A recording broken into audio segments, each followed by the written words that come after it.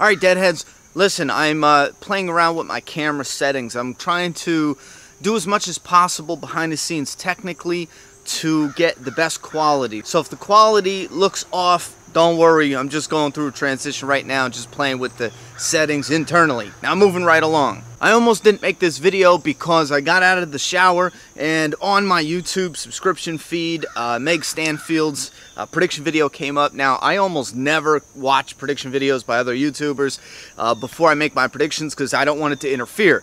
However, since I made a first video prediction for episode 2, and the reason why I'm making a second one, which I don't normally do, is because when I got to see the first episode at the fan premiere, they didn't show us any previews for the upcoming episode. So I just went off of the first episode. I didn't go off of any kind of special sneak peeks, previews, any promos, teasers, or nothing. But anyway, what I'm saying is, when I watched Meg Stanfield's video, she pointed out like two main things that I thought were pretty clever that I was going to introduce in this prediction video. So what I'm going to do is I'm going to leave a link for her video, her prediction video for this episode, in the description of this video.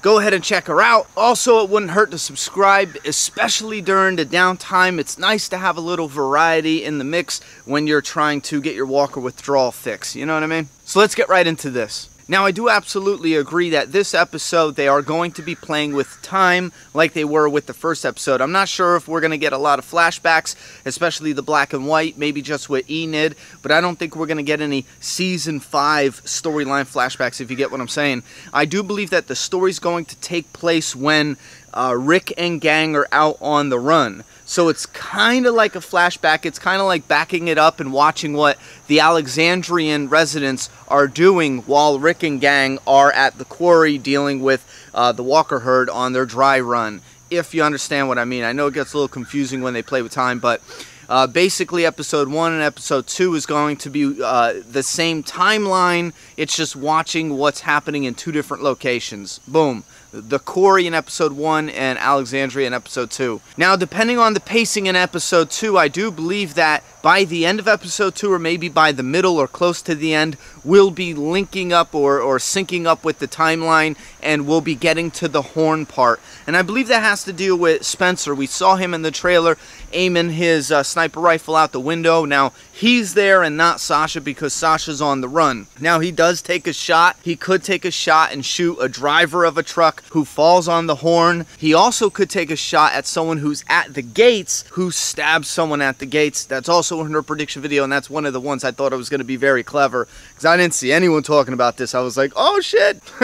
She beat me to the punch. At the end of the one preview, we saw Spencer looking away as if someone was coming up to the tower on him. Now, I do think that's either him hearing a truck or him hearing the horn, something get his attention. I don't know necessarily if someone came up and they fought with him or what, because later we see him with Rosita, and I think that takes place after his scene in the tower. So I'm thinking that something else gets his attention, like the horn, or he just hears a truck rolling up, and that's when he knows, oh shit, you know, this is going down. Or maybe it's he hears the horn and he looks out into the landscape because he knows they're dealing with walkers out there. But then again, they don't know they're dealing with walkers. Hold up. Hey, it might actually be residents in Alexandria calling Rick and gang, like signaling them, because they don't know that they're actually going out to do the plan. They just think it's a dry run. You know what I'm saying? They don't know that the truck started falling and Rick changed his mind and say, we're doing this now, because they were supposed to be just practicing for tomorrow. So it actually could be a resident in Alexandria calling for Rick and them to help, and hear like a warning call, because I'm wondering, why the hell would the wolves do that? You know what I mean? So yeah, I'm putting my money with someone at Alexandria signaled for help, not knowing that Rick and gang unleashed the walkers already. Because why would the wolves do the horn? We did see Carl come downstairs and he said, they're here, they're coming in from all directions. He's telling Carol, I do believe he's talking about the wolves getting in somehow. It is possible they did break down a section of the fence or a part of the fence, and a number of them just came in or they jumped on top. That's still iffy, I'm not sure how, but I think there's just definitely ways, especially with the beams being on the outside, they could have just crawled right up. The same way Enid gets out and Ron and them. What's interesting is we do see smoke. It looks like there's smoke inside Alexandria. I do think that ties back to what we saw, the aftermath of Shire Wilt. Anyhow, because you've seen buildings burnt and everything like that. So I think that's kind of like the Wolves' MO. They might throw like fire bombs and shit, and I do believe that one wolf is firebombing shit, and then maybe Morgan or Spencer, maybe he takes that shot and he shoots the firebomb. That'd be badass, right out of the wolf's hand, and the wolf catches on fire, screams, and falls over the fence, the wall. That would be pretty badass. You know, in a different trailer, we saw a wolf chopping a body up, it looked like, and in this trailer, in this teaser, we see Deanna running, and she's got this oh shit look, like some kind of gory event is in front of her. That could be the body or the chopped up body of a resident in Alexandria. We also see Enid and Carl sitting back to back talking about how this place is too big and there's way too many places to hide. I do believe they're going to do Enid flashbacks 100%. They already showed us parts of some of her flashbacks in the trailer. It feels like Enid and Carl are going to be talking, and Carl will say something like, oh, you must have seen something bad out there, and she'll just be wandering off, and then they'll go into the flashback. That seems more the style of, or the writing style of on The Walking Dead, as far as I'm concerned, with the flashbacks for Enid. Now we see Sam is scared. Jesse's looking downstairs. Obviously the wolves are breaking in. Walkers don't break in.